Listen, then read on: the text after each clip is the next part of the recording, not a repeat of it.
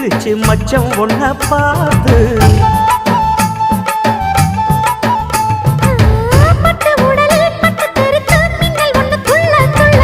வெக்கம் துடிக்க விளக்கணைக்க ஜன்னல் கண்ணை மூடிக்கொள்ள 10 நாள் கழிச்சு தாண்டி கதவை திறக்கணும்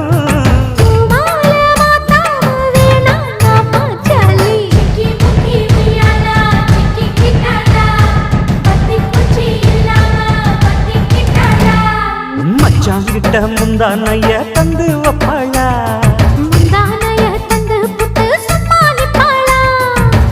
பல நாள் பசி இருக்கு